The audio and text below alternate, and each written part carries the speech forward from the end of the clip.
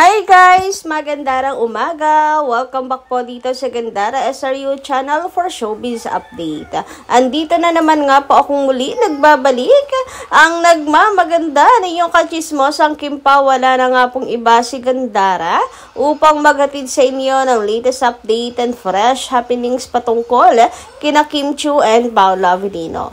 And para nga po sa gabing ito, umaga pala, para sa araw na to, yan. Ang ating pag-uusapan ay may kinalaman, syempre sa Kim Pao. Grabe, wala pong kupas. Napakahusay nila Kim and Paolo. Pasok na pasok sa banga pa din talaga silang dalawa. And patuloy na namamayag pa. Congratulations Kim and Paolo. Kailangan ma-highlight talaga yan ng bonggang-bongga.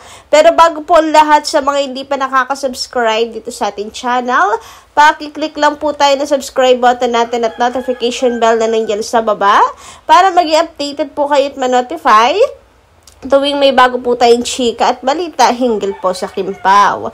Basta mga balita na may kinalaman kina Kim Chiu and Paolo Avellino, sagot na natin yan. And eto na nga, simulan na natin ang atin pong balitaan. Sobra pong nakakatuwa si Kim and Paolo kasi talagang ilang project na nila to. Paapat na itong Daalibay, pero lahat ng kanilang ginagawang project, guys, talagang namamayagpag. Itong My Love Will Make You Disappear, wala pa naman pong awards, unlike sa What's Wrong with Secretary Kim at Linlang. Pero guys, alam nyo ba, number 1 na kasi to sa Netflix. Congratulations, Kim and Paolo. Nabanggit yan ni Kim Chiu sa Showtime.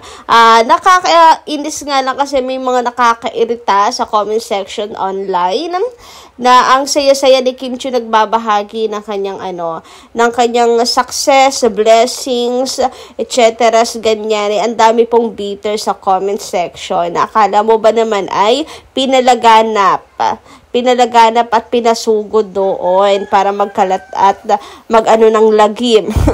Pero hayaan na natin sila. Mag-focus tayo dito sa achievement nila Kim and Paolo sa My Love Will Make You Disappear na hindi lang po sa Pilipinas number 1, kundi sa iba't ibang sulok ng mundo at namamayagpag pa sa iba pang lugar na abot sa top 5, top 4, top 6, diba? So, nakakataba yun ng puso. Kasi kamakailan lang, napapatrend pa lang natin ang Kim Pao. Pinapatrend lang natin, number 1 sa trend list, yung Linlang, yung My Love Will Make You Disappear, dahil nga yan po ay ipapalabas sa Netflix simula July 10, nung ipalabas po ang My Love Will Make You Disappear, napatrending po natin yan.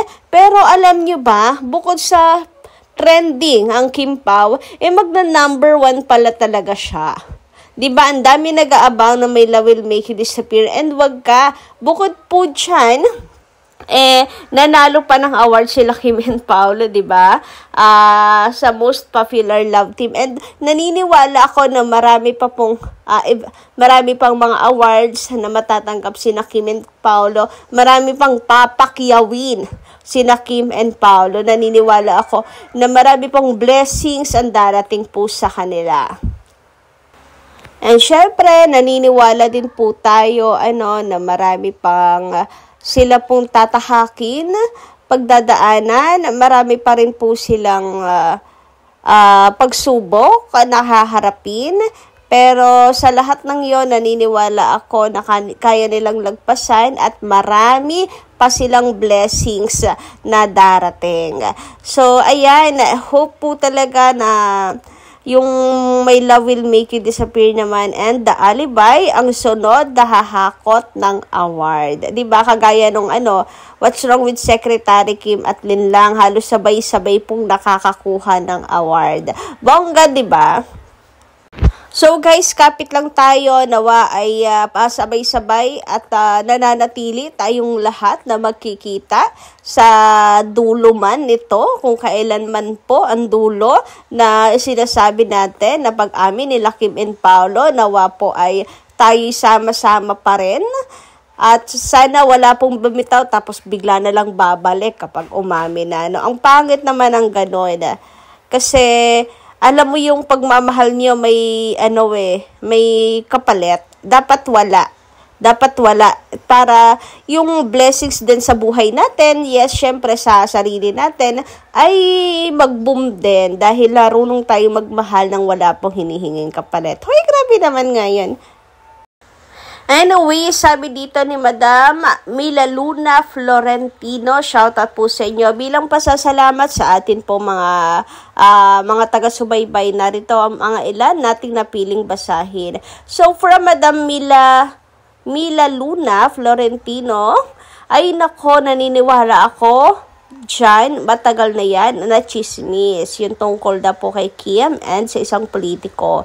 Saan nyo naman nakuha yung chismis na yan, na may nanliligaw kay Kim na politiko?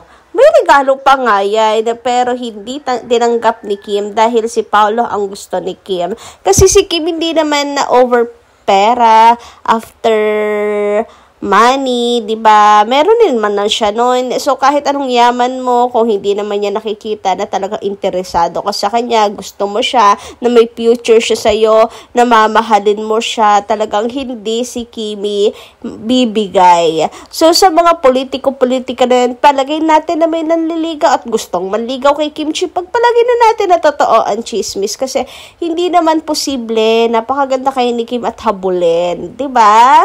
Kahit naman noon pa, ligawin talaga si Kim Chiu. So, pagpalagay na natin. Pero ang tanong, sasagutin ba at bibigyan ng chance ni Kim? Baka nga po, baliwalain na lamang po ni Kim Chiu kasi mapanuri itong si Kimi Alam niya yung kung sino yung dapat, nararapat. At natuto na rin siguro siya sa mga nakaraan. Okay naman yung mga nakaraan. It's just that wala atang plano sa buhay. Ang tagal na kasi, hindi ba? Pero ngayon siguro kung unti-unti may natututunan po siya sa kanyang mga pinagdaanan.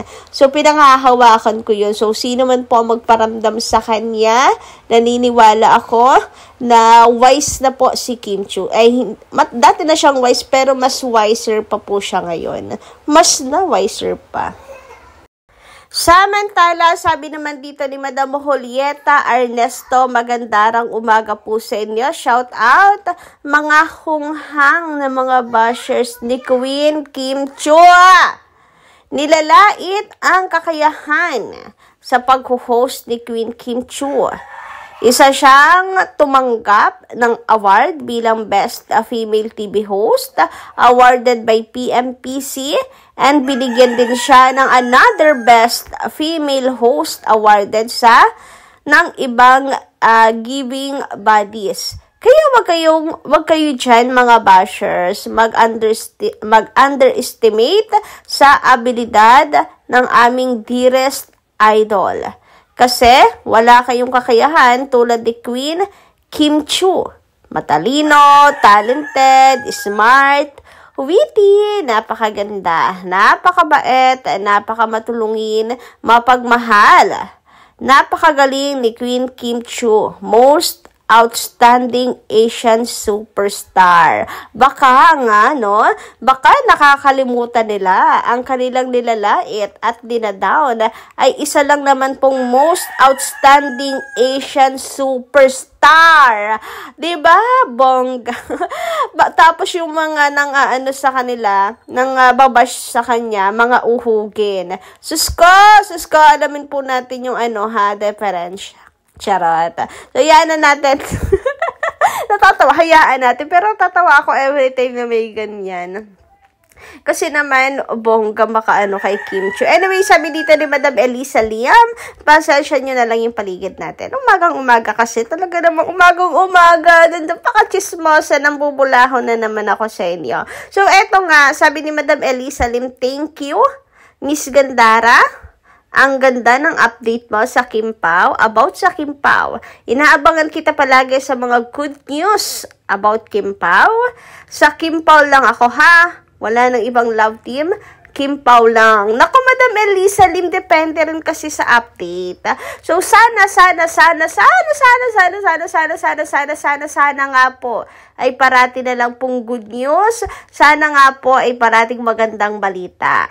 Ano po, panalangin natin yan. Lagi pong may ayuda si Kim and Paolo, pero minsan talaga pong bokya tayo sa ayuda Siguro kasi nag-iingat sila because of the alibay. Nag-iingat sila kasi gusto nila syempre surprise sa lahat ng mga fans yung ihahayin nila na alibay. Napakaganda kasi naman talaga story at napakaganda. Makaganda na story, hindi pa napapanood. I mean, parang anong laking project na ito ng ABS-CBN. Kaya maraming pag-iingat. Kaya medyo, pabokya ng konti sa updates or mga ayuda ng Kim Pao. Pero na lang kung may event po sila. So, sana magkaroon pa sila ng event. Ano pa?